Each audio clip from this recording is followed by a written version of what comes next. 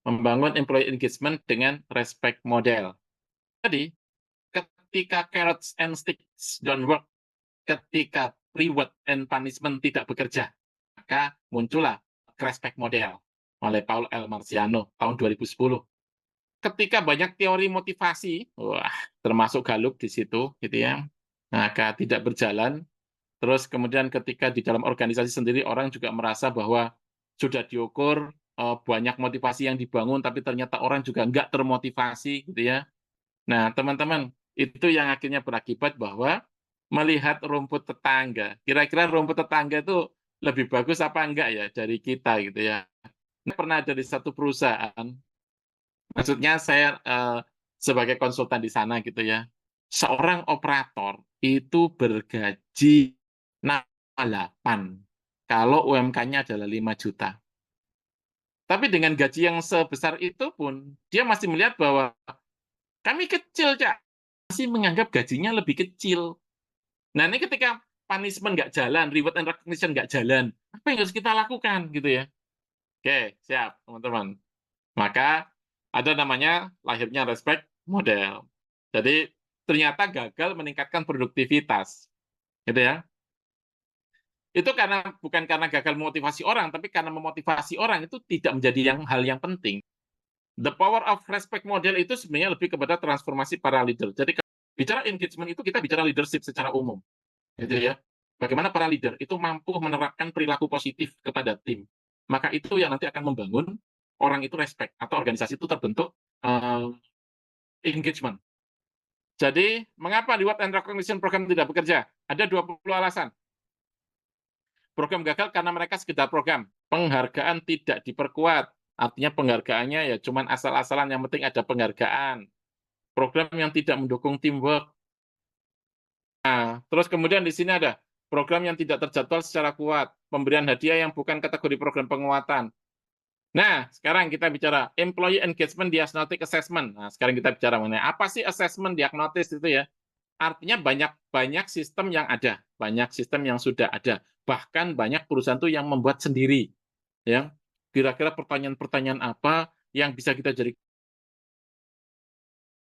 tentang engagement karyawan, gitu. Kadang-kadang orang merasa terlekat, ya, itu tidak ngobrolin apa yang menyebabkan dia terlekat, gitu ya. Jadi alasan dia engage itu bukan karena dia engage dengan organisasi, tapi ada pihak-pihak tertentu yang dia jadi engage di sana. Nah, ini perlu diwaspadai. Oh, anak buah saya, Rek. Oh, bagus. Oh, ini bagus. Oh, ini bagus. Ujung-ujungnya kepingin tampil ke temen cewek, gitu kan. Nah, ini bisa jadi. Ya. Kemudian terkait dengan tadi, kita udah ngomongin tentang kepuasan dan keterlekatan. Ya. Nah, itu tadi perlu dipahami. Kalau keterlekatan, kalau ditanya, kamu puas? Oh, puas. Senang kerja di sini. Senang kerja di sini. Oke. Kira-kira 3 tahun bertahan nggak? Enggak. Maka dia nggak engage. Tapi dia puas bekerja di situ. Terus kemudian target dari keterlekatan sendiri gitu ya, target keterlekatannya sendiri. Sebenarnya kita bisa bicara di level diri, bisa juga di level anggota tim atau supervisor atau bahkan sampai ke departemen gitu ya, bahkan sampai ke pelanggan mereka. Nah, teman-teman, ini juga perlu gitu ya. Kalau misalnya target saya terlekat itu hanya untuk level departemen saya atau unit kerja saya, maka dia juga belum menunjukkan keterlekatan dari sisi organisasi. Ya, dari sisi organisasi, belum tentu, belum menjamin ke sana gitu kan. Nah, jadi ini juga perlu dipahami ketika kita bicara keterlekatan. Jadi banyak hal yang akhirnya dikaji dari hasil Gallup itu, yang kemudian memunculkan survei yang mungkin lebih komprehensif, teman-teman. Ya, kalau kita bicara di respect model, memang mengacunya kepada value ya. Bagaimana value-value positif itu bisa terbangun. Salah satunya juga nanti ini akan lari kepada budaya organisasi. Ini yang mungkin harus menjadi satu pemahaman ya, ketika bicara respect sebagai filosofi gitu ya. Karena sebenarnya gini, kalau perusahaan Jepang itu biasanya dia nggak mengenal value, dia mengenalnya filosofi, gitu. Recognition, empowerment, supportive feedback, partnering, expectation, consideration, trust. Jadi kalau kita bicara respect itu adalah ini, ya. Recognition, karyawan merasa diakui dan dihargai atas kontribusi mereka. Empowerment, leader menyediakan tools, sumber daya, dan pelatihan. Supportive feedback, leader menyediakan umpan balik. Partnering, karyawan diperlakukan sebagai bisnis partner. Expectation, leader memastikan sasaran, tujuan, prioritas bisnis ditetapkan secara jelas dan dikomunikasikan. Consideration, supervisor, manajer, dan seluruh anggota tim mendemonstrasikan kepedulian, perhatian, saling menghargai satu sama lain.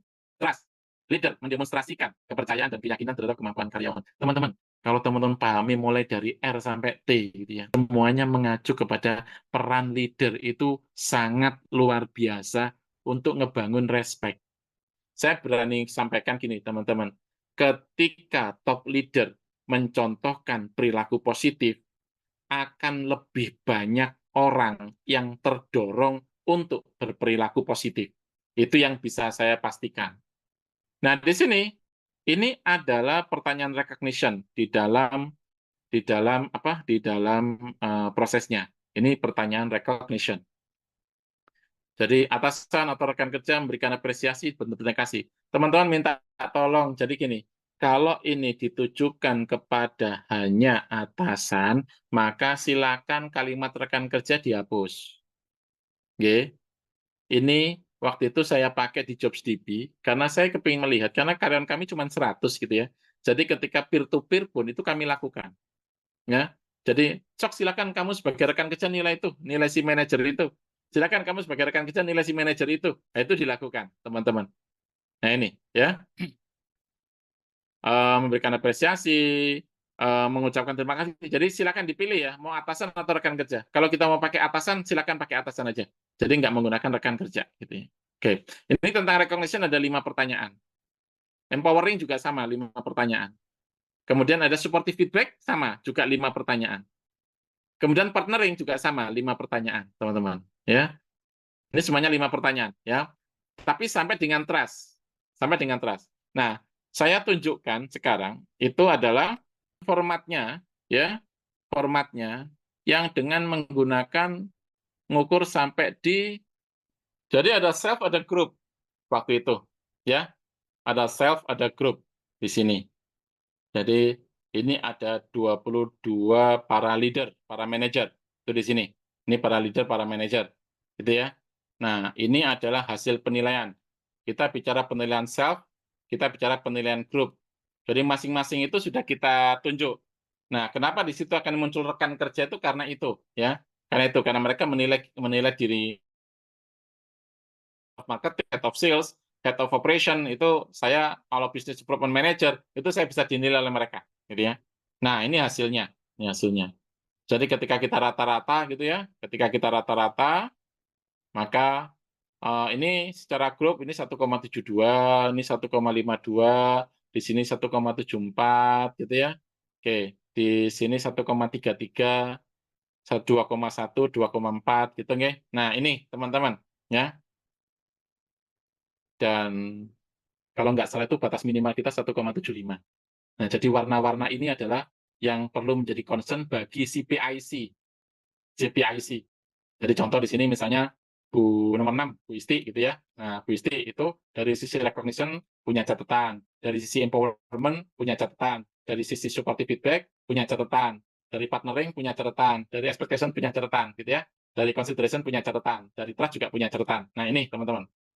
Ya, ini akhirnya menjadi catatan bagi para leader ini. Harapannya para leader yang punya catatan-catatan di sini, yang masih warnanya masih ada warna merah ini, itu harusnya menjadi lebih care atau lebih aware tentang apa saja yang poin-poin apa saja yang buat dia dinilai masih kurang di recognition. Kan recognition punya 5 variabel, empowerment juga punya 5, supportive feedback juga punya 5. Kira-kira dari poin-poin itu mana yang paling krusial, yang levelnya paling bawah.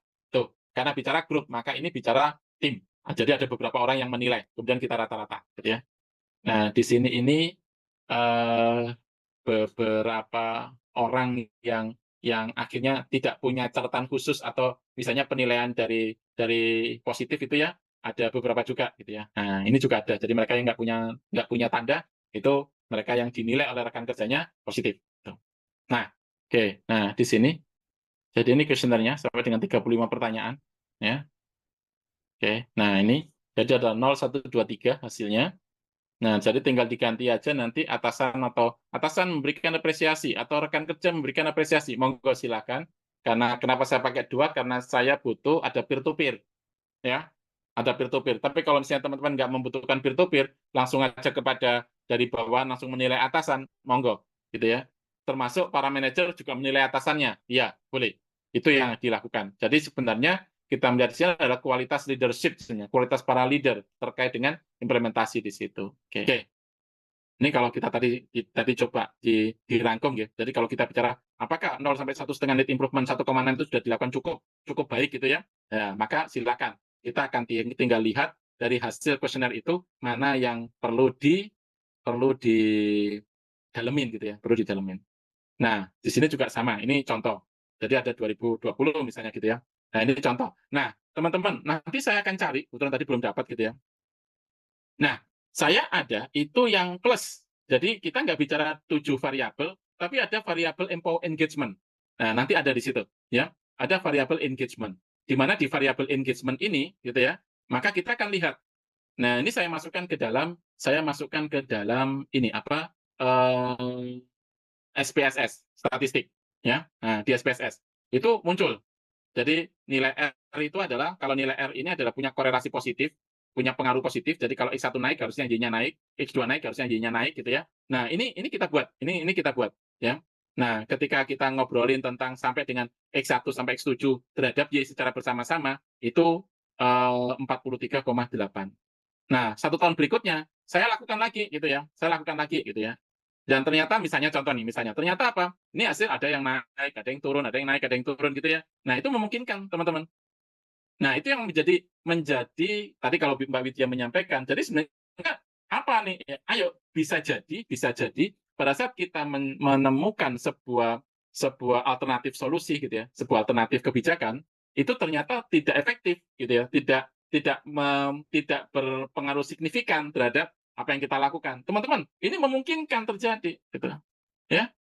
Yang semula bagus jadi nggak bagus, memungkinkan terjadi. Atau kenaikannya nggak cukup signifikan, hanya sekian, memungkinkan terjadi, teman. Nah, ini akan jadi evaluasi kita terus, gitu ya. Gitu. Nah, ini yang bisa dijadikan sebagai salah satu acuan gitu ya. Nah, ini adalah contoh solusi, teman-teman. Ini bisa dijadikan sebagai referensi, gitu ya, referensi ya. Ketika kita bicara recognition, gitu ya, membuat catatan, artinya mendokumentasikan. Artinya, apapun yang dilakukan di SOP itu dibuat aturan main tertulisnya. Ini kalau kita bicara kaidah ISO, gitu ya. Ya, balik lagi nih, terus konsisten untuk menyampaikan dengan kata-kata. Artinya gini, ketika kita bicara ngobrol, jadi walk the talk, lakukan apa yang sudah kamu sampaikan. Nah, ini apakah sudah dilakukan oleh para atasan kita, gitu ya. Terus beri contoh sebagai role model. Beri otonomi dalam pengambilan keputusan yang lebih besar. Artinya kita membangun keterlibatan tim kita. Untuk anak-anak Gen Z itu senang banget kalau kita bicarakan memberikan otonomi dengan pengambilan keputusan yang lebih besar. Dulu, zaman kita nih, zaman saya pada saat kita baru-baru bekerja gitu ya, kalau dilibatkan dalam pengambilan keputusan, udah kamu aja, oh silakan Bapak aja yang ngomong, gitu ya. Seolah-olah bahwa saya nggak boleh ngelangkain, nanti kalau saya ngelangkai kualat gitu ya. Nah, ini teman-teman, ini yang kalau zaman generasi X mungkin masih seperti itu. Tapi ketika bicara generasi Z sudah nggak bisa seperti itu, teman-teman. Maka harus dirangsang juga. Nah, terus ciptakan lebih banyak kesempatan. Ada nggak ruang improvement? Oke, kita bicara di perilaku. Ketika kita bicarakan ini di perilaku, di kompetensi perilaku gitu ya, maka bicara konsisten untuk menyampaikan dengan kata-kata, bicara ke profesional, ya, beri contoh, bicara profesional, bicara teman-teman kalau misalnya punya satu kompetensi perilakunya adalah bersikap profesional misalnya, maka ini adalah contoh-contoh perilaku yang harusnya masuk ke dalam kompetensi tersebut, ya. Nah, ini adalah contoh-contoh perilaku, teman-teman. Di sini, recognition, empowering employees, tingkatkan pelatihan, tanyakan kebutuhan karyawan kita agar bisa bekerja lebih aktif, promosikan lebih banyak pelatihan silang. Nah, ini bisa masuk ke level 2, level 3. Ini kalau kita bicara di kompetensi manajerial, ada di kompetensinya pemimpinan, pengambilan keputusan, hubungan kemitraan, orientasi pencapaian. Nah, ini nanti akan masuk ke perilaku-perilaku, teman-teman. Ini adalah contoh perilaku, masing-masing level. Nah, itu akan masuk ke di kompetensi perilaku ini, kalau saya terapkan. Jadi kalau misalnya ada 6, saya itu sempat waktu itu ditanya sama bos waktu itu, terkait dengan proaktif level 2. Ini, teman-teman. Waktu itu saya ditanya proaktif level 2, Pak Dwi, itu kan marketing manager itu kebetulan masih sepupu gitu ya. Marketing manager itu 1, 2, 3, sampai 9. Dia itu yang masih belum itu di sini nih, yang belum konsisten. Yang 1 sampai 8-nya oke. Nah, terus dia bilang, Pak Dwi, harus saya kompetenkan atau belum kompeten? Dia level manager harusnya level 3. Maka saya bilang, Bapak mau pakai hanya definisi utama ini saja, ataukah mau detail? Kalau hanya definisi utama, mungkin dia kompeten, Pak. Tapi kalau detail, dia masih punya masalah di satu perilaku, Pak. Maka alangkah kalau menurut Bapak enaknya di mana? Oh ya sudah, saya pakai yang detail aja. Biar ini dia belajar selama 3 bulan, nanti kalau sudah oke, maka saya kompetenkan. Nah, betul seperti itu, Pak. Nah, itu teman-teman. Maka jadi perilaku. Gagal satu aja atau belum konsisten satu aja, maka buat saya belum kompeten. Tapi kita sudah bisa identifikasi sebenarnya. Identifikasi apa? Poin apa yang harus dikembangkan di si PIC tersebut. Nah, itu teman-teman. Nah, kemudian kita masuk ke di sini adalah supportive feedback. Ngapa saja supportive feedback? Fokus pada perilaku. Ingat ya, fokus pada perilaku, bukan fokus pada orang.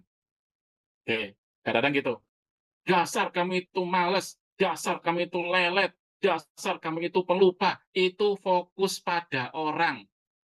Pada saat kita bicara supportive feedback, fokus pada perilakunya. Mengapa kita mau malas? Iya, dia telat. Ya sudah, kita fokus pada telatnya, bukan fokus kepada malasnya. Nah, sometimes kita itu seringkali tergoda untuk bicara ada fokus kepada kita ada judgement aja. Oh, nah dia itu dasarnya pemalas. Oh, dia itu dasarnya suka pelupa. Dia itu teman-teman, bukan di situ. Ya, ayo fokus pada perilakunya. Enggak bicara punishment pun, bicara punishment pun, pada saat kita panggil orang, pada saat kita ingin ngajak improve dia, pada saat kita harus nge-coaching orang, maka fokus pada perilaku, bukan fokus pada sikap, bukan fokus pada orangnya. Jadwalkan sesi umpan balik. Kalau kita bicara coaching, gitu ya, pada saat kita bicara coaching, maka pasti ada, oke, 2 minggu lagi kita ketemu ya untuk ngobrolin update dari program ini ya, gitu ya. Ya, itu ada jadwal sesi umpan balik, teman-teman. Nah, kenapa coaching itu sangat sangat apa ya, signifikan punya pengaruh untuk perubahan di perilaku orang. Nah, harapannya teman-teman sebagai leader juga punya kualitas atau kapabilitas sebagai seorang coach, gitu ya. Nah, ini teman-teman. Nah, ini jadi satu satu apa ya, satu tools juga buat kita untuk bisa improve tim, gitu ya. Nah, kemudian kita bicara partnering. Partnering, gitu ya.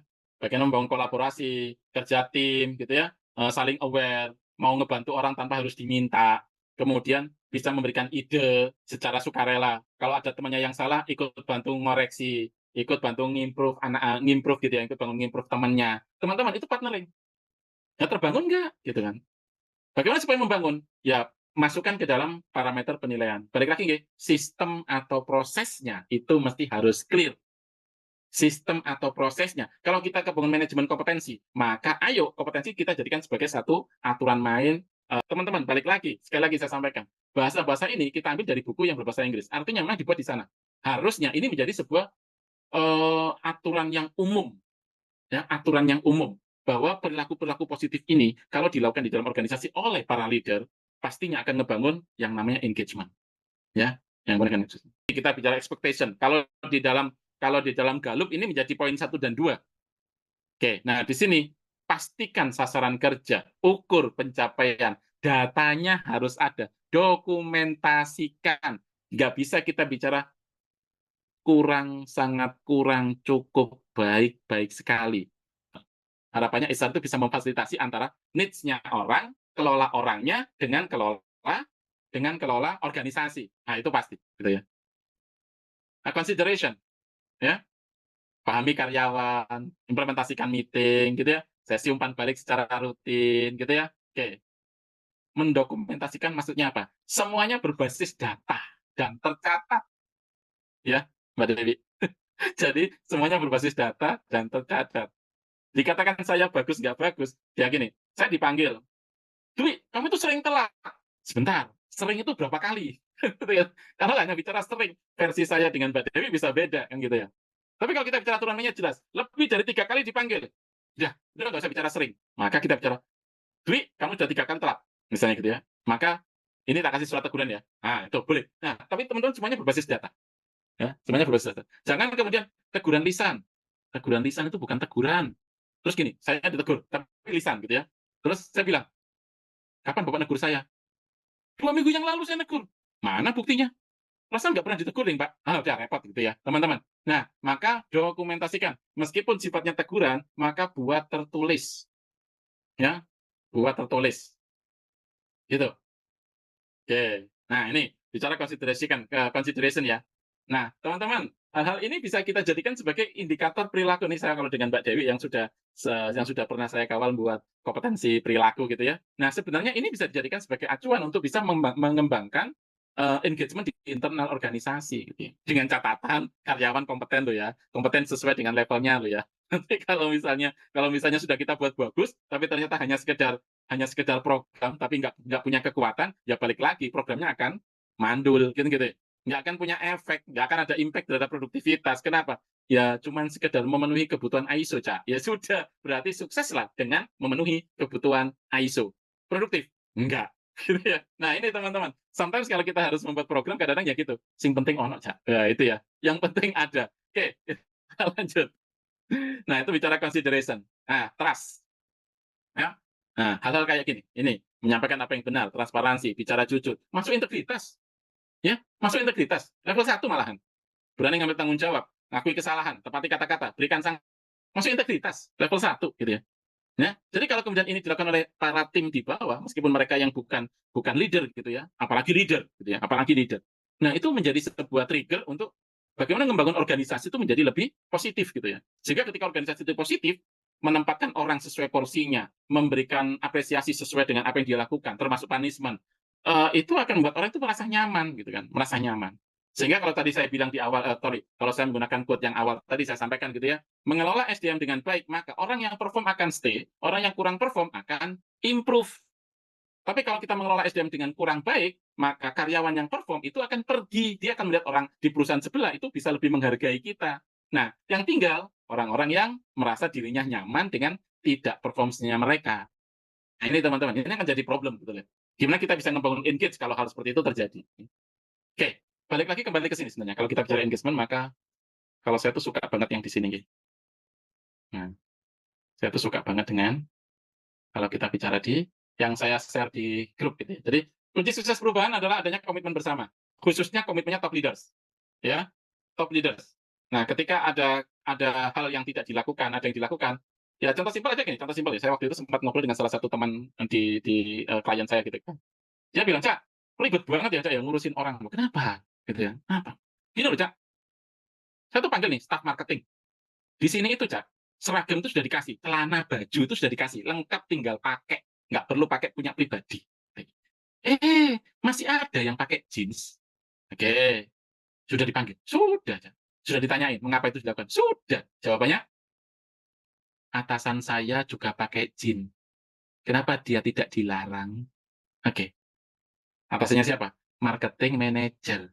Marketing manager itu atasannya adalah direktur. Dan direktur tidak melarang marketing manager pakai jeans.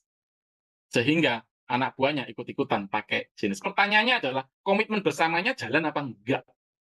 Itu problem, teman-teman. Ya, sama kayak tadi kalau saya bilang di tempat sebelumnya gitu ya.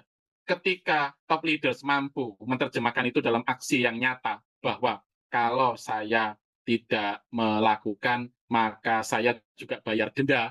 Kalau saya melanggar, maka saya bayar denda. Maka itu menjadi komitmen bersama. Maka orang lain nggak akan ada yang protes. Dan itu ya semoga ada peluang besar adalah berjalan efektif. Tuh. Tapi kalau enggak, teman-teman.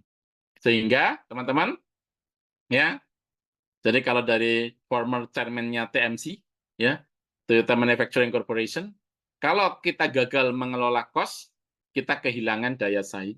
Kalau kita gagal quality, kita kehilangan kredibilitas. Kalau kita kehilangan production, kita kehilangan kesempatan penjualan.